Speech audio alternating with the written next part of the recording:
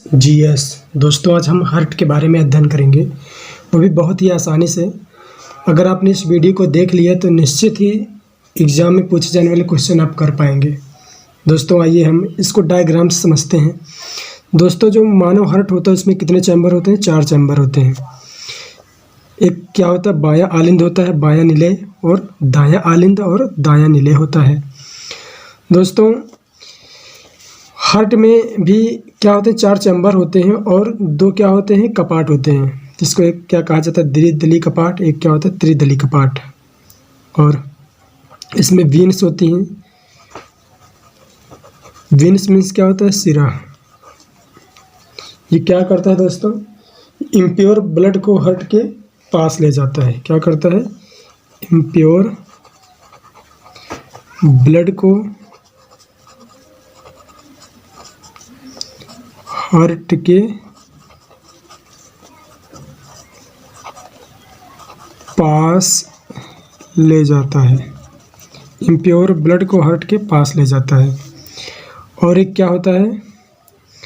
Veins हो गया। एक होती है आपकी धमनी, जिसको क्या कहा जाता है? आर्टरी। ARTERY। आर्टरी मीन्स क्या होती है? धमनी होती है। ये क्या करता है दोस्तों? प्योर ब्लड को हार्ट से दूर ले जाता है।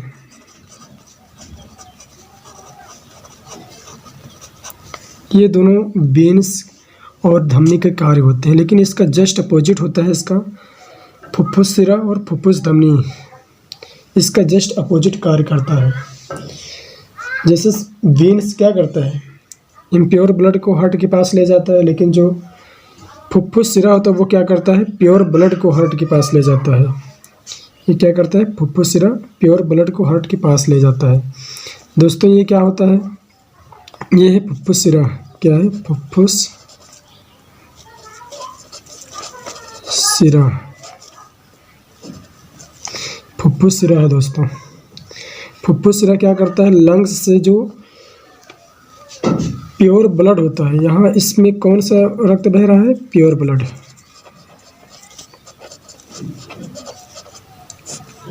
लंग्स से प्योर ब्लड को कहाँ लेके आता है? बायां आलिंद में लेके आता है। ध्यान देना दोस्तों, ये वेन्स का, जबकि सिरा का कार्य क्या है? इम्प्योर ब्लड को हार्ट के पास लेके आना, लेकिन जो फुफ्फुस सिरा होता है इसका अपोजिट होता है। इसलिए क्या होगा? जो प्योर ब्लड है उसको कहाँ लेके आता है? लंग्स से हार्ट में लेके आता है। लंग्स से हार्ट में लेके आता है, वो भी किस में लेके आता है? बायां आलिंद में। उसके बाद दोस्तों यहाँ पर एक क्या होता है? द्विदलीय कपाट। द्विदलीय कपाट के माध्यम से ब्लड कहाँ चला आता है? बायां निलय में चला आता है। उसके बाद दोस्तों यहाँ पर एक क्या होती है? एक होती है महाधमनी। क्या होती है? महाधमनी। इसको क्या कहा जाता है? महाधमनी। ये क्या करता है? बायां निलय से जो प्योर ब्लड है इसको कहाँ तक लेके जाता है? ऑर्गन तक ले जाता है। ऑर्गन से कहाँ जाता है? टिश्यू में जाता है। टिश्यू से कहाँ जाता है? सेल में जाता है। और दोस्तों जैसे ही सेल में जाता है ब्लड, वहाँ क्या हो जाता है? ये यहाँ से इम्प्योर हो जाता है। क्या हो जाता है? इम्प्योर ब्लड हो जाता है। इम्प्योर होने के बाद दोस्तों फिर ये ब्लड कहाँ पर आता है? दायां आलिंद में आता है। उसके बाद एक होता है त्रिदलीय कपाट। यहाँ से ब्लड कहाँ चला आता है? दायां निलय में चला आता है। और यहाँ पर दोस्तों दोनों में कौन सा ब्लड भरा हुआ है? अशुद्ध रक्त भरा हुआ है, जिसको क्या कहा जाएगा? Impure blood. उसके बाद दोस्तों ये इम्प्योर ब्लड को कौन लेके आता है यहाँ पर? तो ये एक होती है महाशिरा। महाशिरा सेल से लेकर दायां आलिंद तक कौन लेके आता है? महाशिरा लेके आता है। उसके बाद एक होता है त्रिदलीय कपाट। त्रिदलीय कपाट से ब्लड जो होता है ये कहाँ चलाता है? दायां निलय में चलाता है दोस्तों।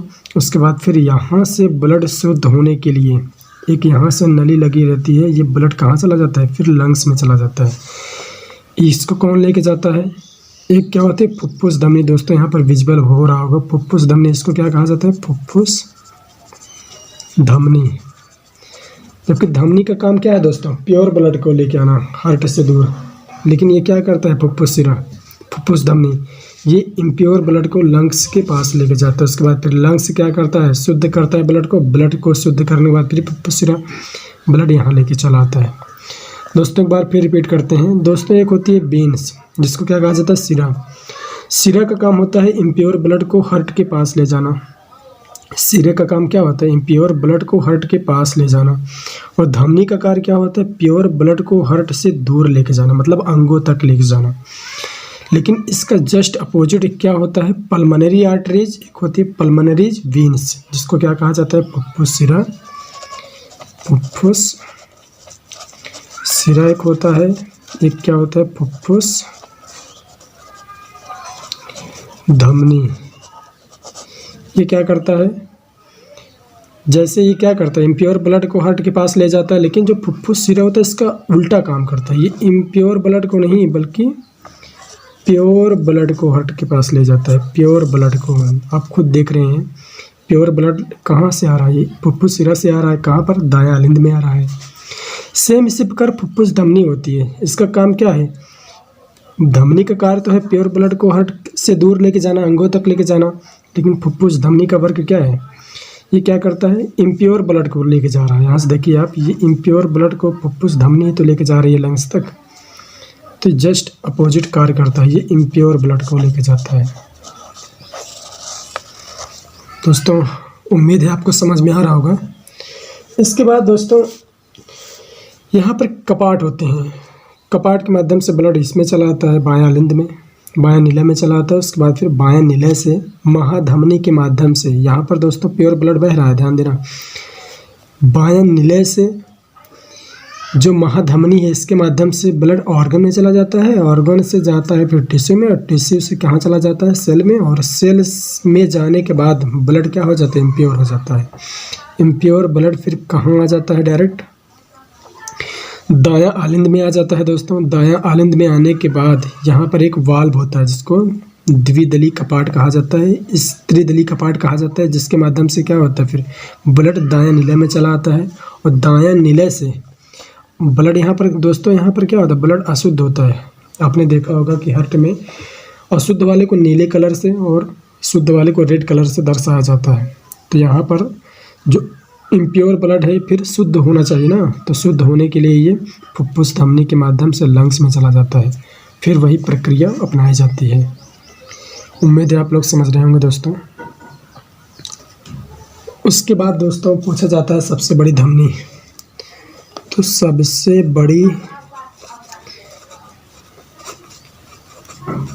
धमनी कौन सी होती है दोस्तों, तो सबसे बड़ी धमनी क्या होती है, महाधमनी, जिसको अरोटा कहा जाता है। और सबसे छोटी धमनी कौन सी होती है,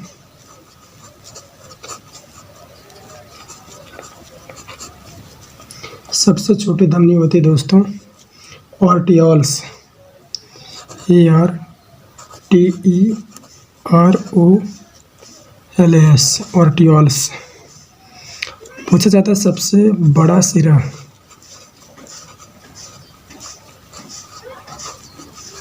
कौन सा होता है दोस्तों, सबसे जो बड़ा सिरा होता है वो कौन सा होता है, इसको कहा जाता है महासिरा, जिसको इंग्लिश में कहा जाता है वेना केवा, वेना कावा या वेना केवा। सबसे छोटा सिरा क्या कौन सा होता है,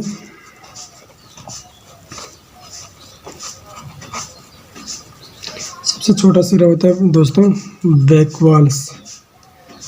वैक्यूल्स, ये होता है दोस्तों।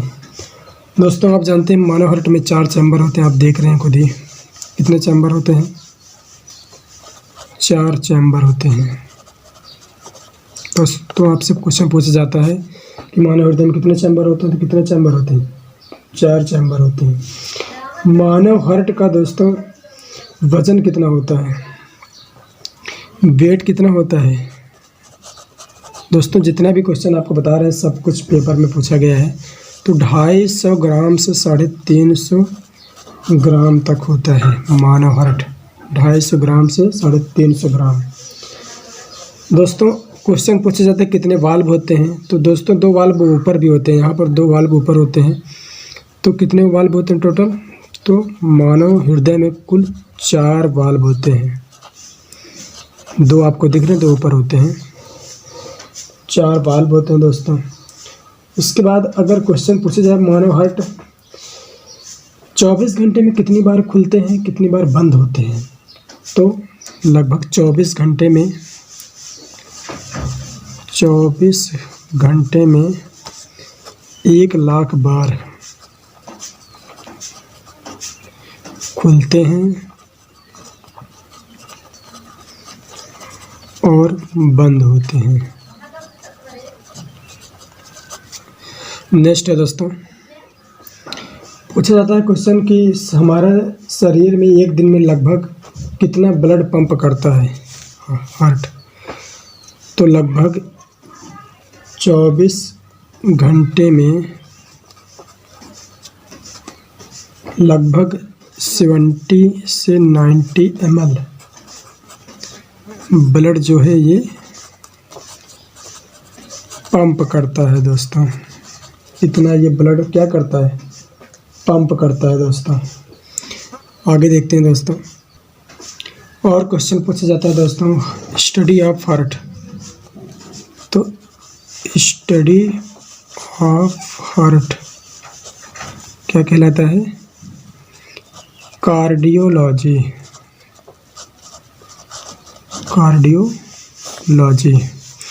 ये क्वेश्चन पूछा जाता है दोस्तों कि यहाँ पर जो मेम्ब्रेन है, मेम्ब्रेन क्या कहा जाता है, इसको कहा जाता है दोस्तों क्या कहा जाता है, पैराकार्डियल मेम्ब्रेन। क्या कहा जाता है, पैराकार्डियल मेम्ब्रेन कहा जाता है दोस्तों, इसको याद रखिएगा।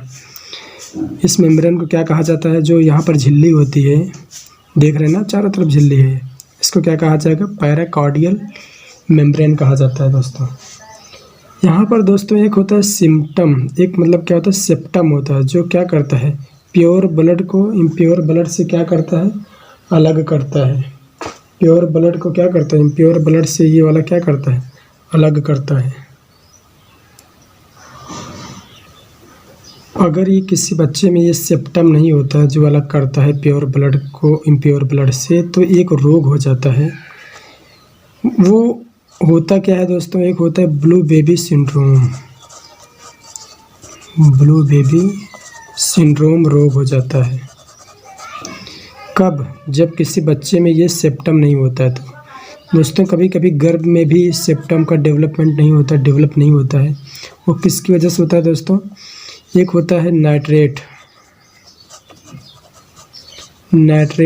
की वजह से क्या हो जाता है, बच्चे में सेप्टम की, जैसे जल में हम पीते नाइट्रेट की अधिकता से क्या हो जाता है, सेप्टम डेवलपमेंट नहीं होता है गर्भ में ही। तो जब सेप्टम का डेवलप नहीं होगा तो फिर क्या होगा, फिर प्योर और इम्प्योर ब्लड क्या होगा, मिक्स हो जाएगा दोस्तों। अब जानते हैं कि यहाँ पर क्या है, प्योर ब्लड है और इसमें क्या है, इम्प्योर ब्लड है। ठीक है दोस्तों, नेक्स्ट है, आगे देखते हैं थोड़ा सा इसके साउंड के बारे में। दोस्तों आप जानते हैं हार्ट जो है फैलता है, सिकुड़ता है, लगभग इससे होता है और ऐसे ऐसे क्या करता है, फैलता है, सिकुड़ता है। दोस्तों उसको क्या कहा जाता है, सिकुड़ना कहा जाता है। इस चीज़ को क्या कहा जाता है, पहले हार्ट क्या करता है, सिकुड़ता है। ये क्या है, फैलना या फैलता है। दोस्तों जब भी हृदय सिकुड़ता है तो कौन सी आवाज़ आती है, लब की। जब सिकुड़ेगा तो लब की आवाज़ आएगी और जब फैलेगा तो डब की आवाज़ आती है। दोस्तों जब भी हृदय सिकुड़ेगा तो लब की आवाज़ आती है और फैलेगा तो डब की आवाज़ आती है। सिकुड़ने में दोस्तों 0.3 सेकंड का टाइम लेता है और जब फैलता है तो क्या करता है, 0.5 सेकंड का टाइम लेता है। अब दोनों में अगर पूछा जाए, बताइए एक सर्कल पूरा करने में कुल कितना टाइम लेता है, तो 0.3 को ऐड कर देंगे 5 से तो क्या हो, 0.8 सेकंड लेता है टाइम।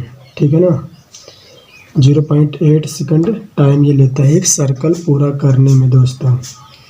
आवाज़ क्या होती है? हृदय की लब और डब होती है दोस्तों। जब भी ब्रेकअप वगैरह होता है, जब हम किसी से लब करते हैं तो ब्रेकअप होता है, तो उसमें हार्ट की आवाज़ चेंज हो जाती है। वो आवाज़ आती है मर की। मर की आवाज़ क्यों आती है दोस्तों? क्योंकि O2 की कमी हो जाती है, ऑक्सीजन की कमी हो जाती है, जिसकी वजह से आवाज़ चेंज हो जाती है।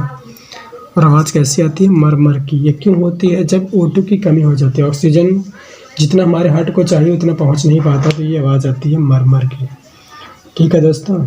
तो दोस्तों वीडियो आपको कैसा लगा आप ज़रूर बताइए कमेंट बॉक्स में। ऐसे ही वीडियो पाने के लिए आप नीचे कमेंट कर सकते हैं। जिस टॉपिक पे आप वीडियो चाहते हैं उस टॉपिक पे आप बता सकते हैं कमेंट बॉक्स में। मिलते